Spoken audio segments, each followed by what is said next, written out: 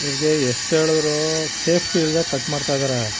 ದೇವಸ್ಥಾನ ನಮಗೂ ಇಷ್ಟನೇ, ಆದರೆ ಸೇಫ್ಟಿ ತಗೋತಲ್ಲ, ಎಷ್ಟು ಹೇಳಿದ್ರು ಕೇಳ್ತಾನೆ ಇಲ್ಲ. ಕಟ್ ಮಾಡಿ ನೋಡಿ ಧೂಳು ನೋಡಿರಿ ಯಾವ ಕಲರ್ ಆಗಿದೆ. ಒಂದು ವರ್ಷದಿಂದ ಮನೆ ಬಾಗಿಲೇ ತೆಗಿಯೋಕ್ಕಾಗಲ್ಲ.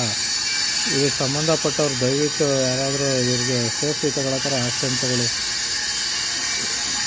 ಮರ ನೋಡಿ, ಹಸಿ ಹಣ್ಣಿನ ಮರ ವರ್ಷಕ್ಕೆ 3 ಸತಿ ಹಣ್ಣು ಬಿಡ್ತಿತ್ತು.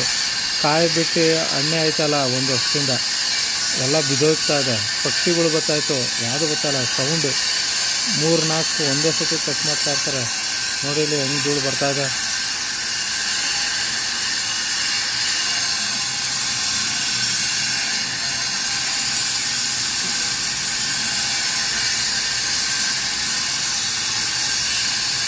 ಬೆಳಗ್ಗೆ 7 ಗಂಟೆಗೆ ಸ್ಟಾರ್ಟ್ ಮಾಡಿದ್ರೆ ಸಂಜೆ 6:30 7 ಗಂಟೆ ತನಕ ಕಟ್ ಮಾಡ್ತಾ ಇರ್ತಾರೆ.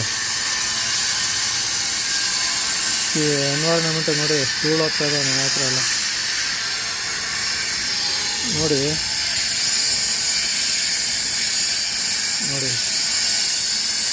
ಎಷ್ಟು ಧೂಳಿದೆ. ಇದು ನಿನ್ನೆ ರಾತ್ರಿ ಫುಲ್ಲು ಮಳೆ ಬಂದಿದೆ, ತುಂಬ ಮಳೆ ಬಂದಿದೆ. 9ನೇ ತಾರೀಕು ನೈಟು, ಇವತ್ತು 10ನೇ ತಾರೀಕು ಬೆಳಗ್ಗೆ, ಆಗಲೇ ಎಷ್ಟು ಧೂಳು. ಎಲ್ರಿಗೂ ಗೊತ್ತು ಮೈಸೂರಲ್ಲಿ 9ನೇ ತಾರೀಕು ರಾತ್ರಿ ಗುಡುಗು ಮಿಂಚು ಮಳೆ ಆಗಿದೆ ಅಂತ. ಇಲ್ಲಿ ಧೂಳು ಬರೋಕ್ಕೆ ಚಾನ್ಸೇ ಇಲ್ಲ. ನಾನು ಬೆಳಗ್ಗೆ 10ನೇ ತಾರೀಕಿಗೆ ವೀಡಿಯೋ ಮಾಡ್ತಾ ಇರೋದು. ಆಗಲೇ ಎಷ್ಟು ಧೂಳಿದೆ. ಮನೆ ಹತ್ರ ನೋಡಿ ಒರೆಸಿರೋ ಜಾಗ ಇದೆ ನೋಡಿ. ಇಲ್ಲಿ ಆಗಲೇ ನೆನ್ನೆ ಒರೆಸಿರೋದು, ಇವತ್ತಕ್ಕಾಗಲೇ ಇಲ್ಲಿ ಧೂಳು.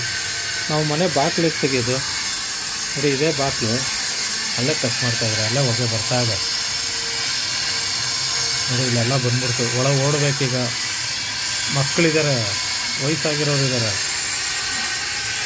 ಇದಕ್ಕೆ ದಯವಿಟ್ಟು ಮೈಸೂರು ಜೆ.ಪಿ.ನಗರ ಗೊಬ್ಳಿ ಮರ ಸಿದ್ಧಲಿಂಗೇಶ್ವರ ದೇವಸ್ಥಾನ ಮಾಡ್ತಾಯಿದ್ದಾರೆ. ನಾವು ದೇವಸ್ಥಾನ ಕಡ್ಡಿಲ್ಲ, ಆದರೆ ಪರಿಸರ ಹಾಳು ಮಾಡ್ತಾಯಿದ್ದಾರೆ, ಶಬ್ದ ಮಾಲಿನ್ಯ. ದಯವಿಟ್ಟು ಇದಕ್ಕೆ ಸಂಬಂಧಪಟ್ಟವರು ಆ್ಯಕ್ಷನ್ ತಗೋಬೇಕು ಇವ್ರಿಗೆ. ಜೆ.ಪಿ.ನಗರ ಮೈಸೂರು ಪೊಲೀಸ್ ಸ್ಟೇಷನ್ ಹಿಂದೆ, ಮೈಸೂರು.